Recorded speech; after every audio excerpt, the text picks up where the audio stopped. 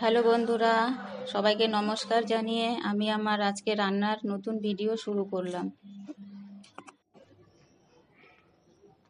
কড়াই বসিয়ে দিয়েছি আমি। কড়াইটা মোটামুটি গরম হয়ে গেছে। সামান্য তেল দিলাম, 1 চামচের মতো। মোটা মোটা করে কেটে রাখা পেঁয়াজগুলো দিলাম।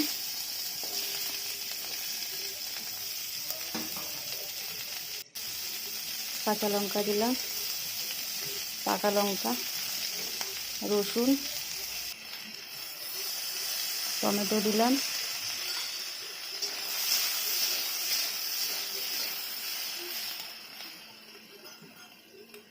হাফ চামচের মতো গোটা জিরে দিচ্ছি,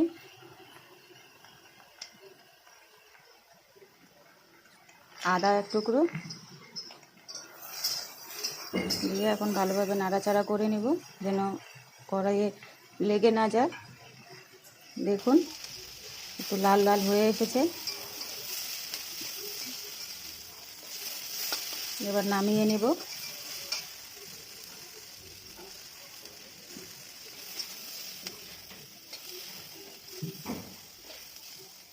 নামিয়ে নিলাম।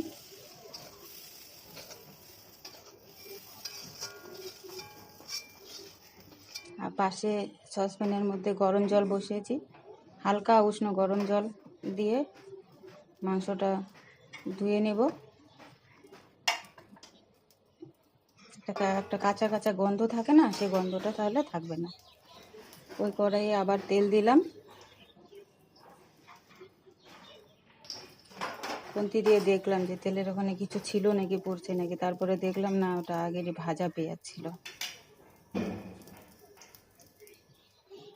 হাফ কাপের মতো তেল দিয়েছি। ফোড়ন দিলাম শুকনো লঙ্কা,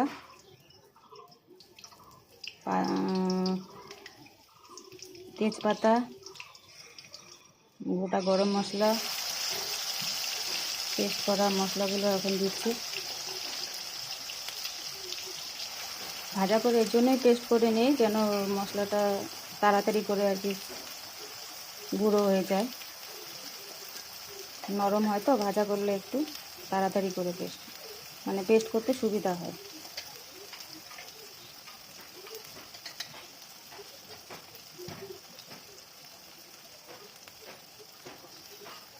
মশলাগুলো দিয়ে দিলাম এবং সব সম্পূর্ণটা এখন ভালো করে মিশিয়ে নেব।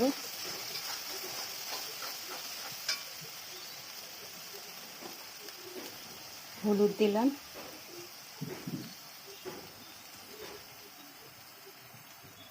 লবণ দিলাম,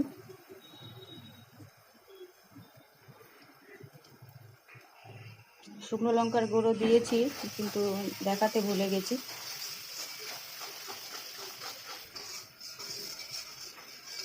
এখন এটাকে ভালো করে নাড়িয়ে নেব যেন কড়াইয়ে লেগে না যায়।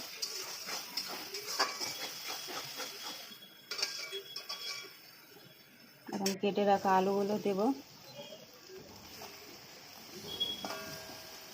মশলাটা অল্প একটু ভাজাভাজি হয়ে গেলে কেটে রাখা আলুগুলো দিলাম।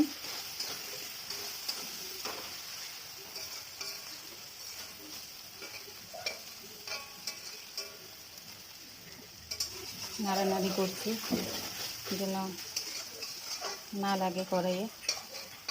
পোড়া লাগলে একটা বাজে ব্যাপার হয়ে যায় না, গন্ধটা আলাদা হয়ে যায়। তারপর মাংসগুলো দিলাম। আলু দিয়ে সামান্য নাড়াচাড়া করে মাংসটা দিয়ে দিলাম। মাংসটা দিয়ে আরেকটু নাড়াচাড়া করব।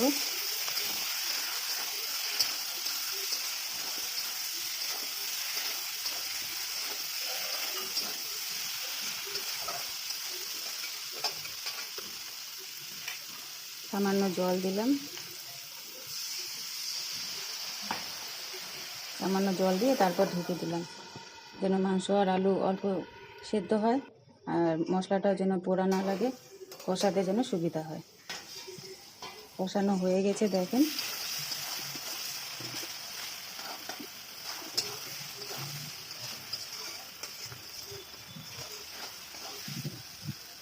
একটু নাড়াচাড়া করে নিই। আর মাঝখানে কাঁচা লঙ্কা চিড়ে দিয়েছি, ওটাও দেখাতে ভুলে গেছি। হয়ে গেছে কষানো। এবার জল যে একটু গরম করে রেখেছি, উষ্ণ গরম জল,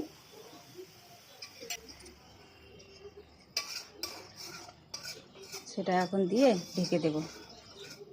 সিদ্ধ হয়ে গেছে মোটামুটি, আর অল্প একটু 5-10 মিনিটের মতো হালকা স্টিমে, মিডিয়াম স্টিমে ঢেকে রাখলে পুরোপুরি সিদ্ধ হয়ে যাবে। হাফ কাপের মতো জল দিয়েছি।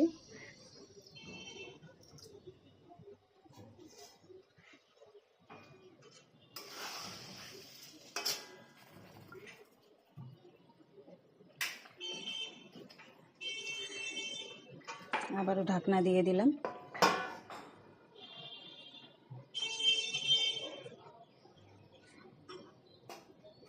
ঢাকনাটা খুলে দেখি কেমন হয়েছে। দেখুন কালারটাও সুন্দর আসছে, আলুটাও সিদ্ধ হয়ে গেছে। হয়ে গেছে আমার রান্না। এই অল্প একটু নাড়াচাড়া করে 5 মিনিট ঢেকে রাখবো, তারপরে সার্ভ করব। হয়ে গেছে রান্না। থালার মধ্যে ভাত দিয়েছি, স্যালাড, ভাজা, 2 রকম। মাংসটা প্লেটের মধ্যে বাড়ছে। দেখেন কেমন হয়েছে রান্না, কমেন্ট করে অবশ্যই জানাবেন।